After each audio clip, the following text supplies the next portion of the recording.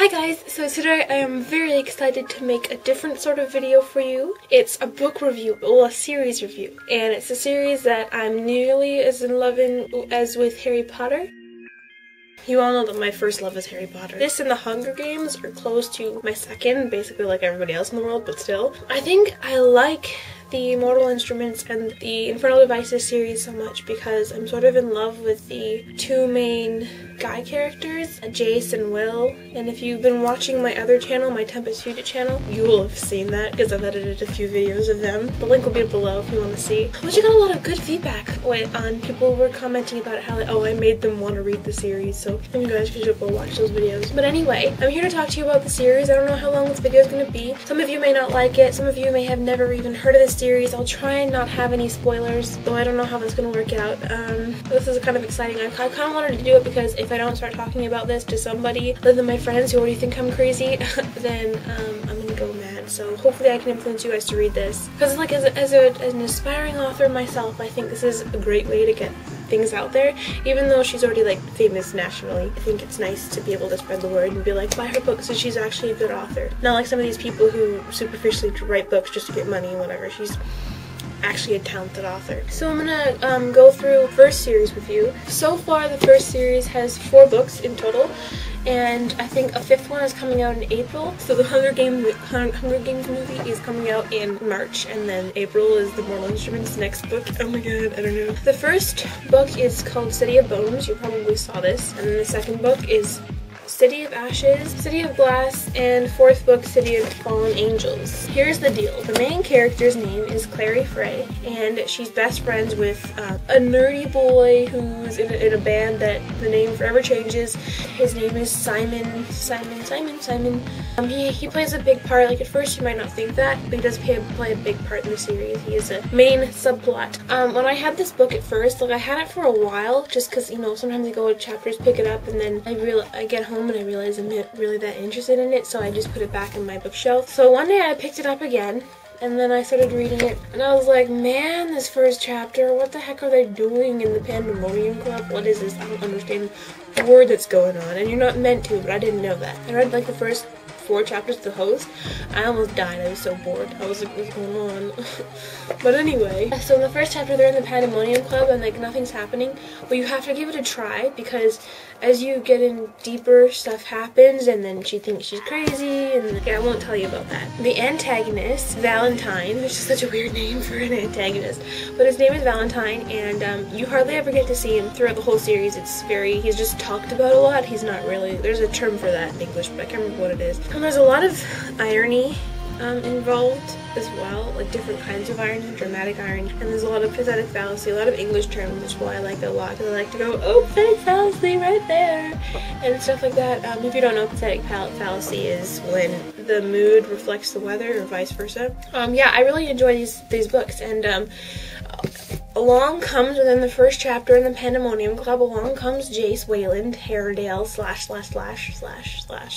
/ He doesn't know who he is, Lightwood. Nobody knows who his background is. He doesn't know who his father is. He doesn't know what he is, but you can find that out for yourself. Along comes Jace, and he's just like this magnificent creature. She's never seen someone who looks so good, and he's all golden and light and blonde and hot, and I just picture Alex Pettyfer, but you know, that's just me. Yeah, I don't know what to say. I don't know what to say, like, to not spoil this. It's pretty good. A lot of things happen. Like, it looks like a pretty big book. Like, it's 485 pages, but honestly, it's such an easy read. So the fact is that so many things happen within every chapter. There's something that's happening. It's like a new scene, a new adventure, or something like that. You go by pretty quickly, and there's a lot of cliffhangers, so you don't want to put it down. You just want to keep reading. So it's just like, I think this is Jace on the front of this one. This is Clary because she has red hair. I think this is either Simon or Valentine's son, Sebastian. Okay, I don't know who this is. It might be Clary and Jace, but Jace is blonde. So, I know who it is. But yeah, that's this series. This series is pretty good. I'm right now, because I guess I just finished the Clockwork Prince, I think I like the Infernal Devices better because of the trio, the 3 main characters, Tessa, Will and Jem. I like how Will is just a tortured soul, and then Jem, he's like dying, and then Tessa's just like, I'm torn between the two, what do I do? And then, yeah, I kind of like that, but you have to read it for yourself. But yeah, this is the Mortal Instruments series, 4 books, 4 books.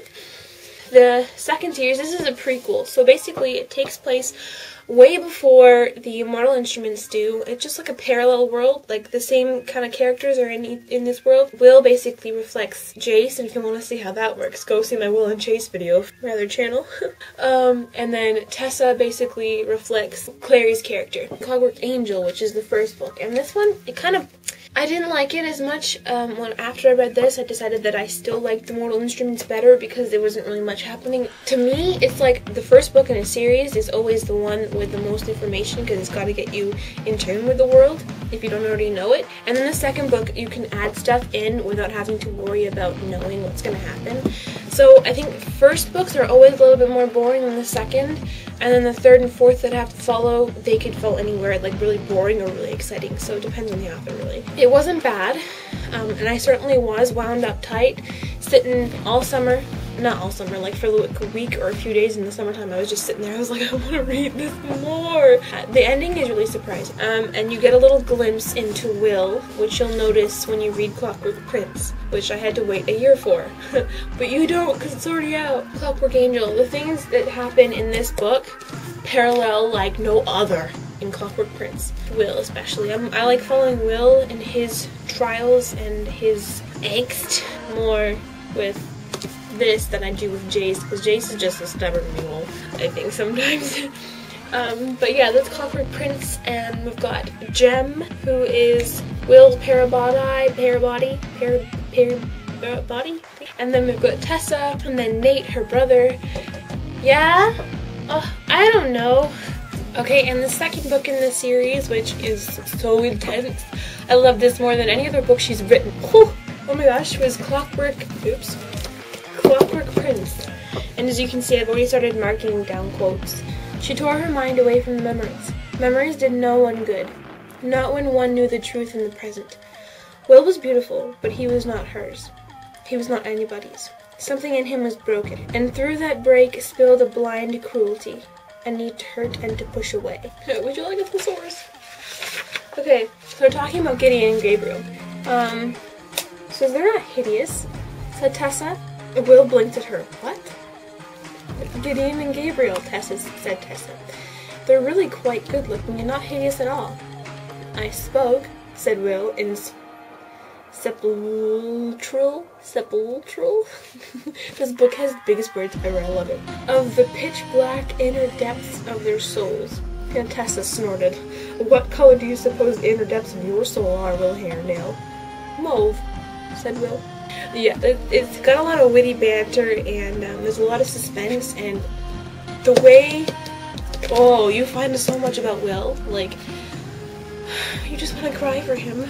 You just do. You just feel so sorry for him, and you don't hate him anymore, but, you know, that's for you to find out.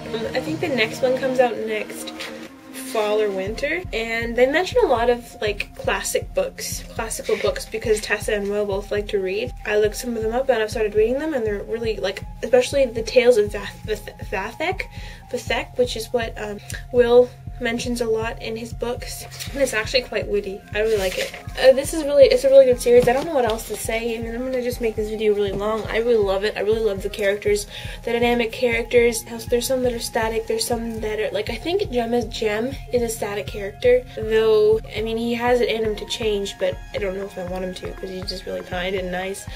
Will is definitely not a static character. He definitely changes. Crap, what the hell's that in my window? Okay, I thought it was a spider. Yeah, that's pretty much it. I really like this series. I hope you go and read them. I'm writing a book right now. I've been writing it since the summertime, I think. It's based on the legend of Tamlin. When I get that out in the world, I'll tell you guys about it if it ever gets published. And I've recently written and had a friend, Lurd, illustrate a book called Miss Willow. We're doing a little picture book for kids, and we're gonna try and get that published out there. So I'll let you guys know, and if you can, go purchase it, support me. That'd be awesome. Yeah, I've just gotta put the pictures and the words together, and we're gonna get it bound. Book world is gonna be so cool. I want to be like a famous author before I'm 18, because I'm 17 right now. I don't know if that'll happen, but it was definitely written. I wrote this book, Miss Willow, in grade 7. My nose is itching. I wish I could create characters like Will Herondale and Jace Wayland / Herondale / Liquid thing. Oh, and it's coming out into a movie. The Mortal Instruments are coming into a movie. They've already picked 2 characters. One of them, the girl, she was in The Priest. She was the girl that makes all those weird faces, like, ooh, and stuff like that, because there's weird creatures coming to get her. And the guy who plays Jace is supposed to be the guy that was in the TV series King Arthur, which they canceled, and I got so angry because I was so interested in seeing a 2nd season, but I guess not enough people watched it. Or it was too much of a remake of The Tudors, because it kind of was. And they even asked Alex Pettyfer to be Jace, and he thought about it and declined. I was so angry. I was like, I hate you now. So I'll say goodbye.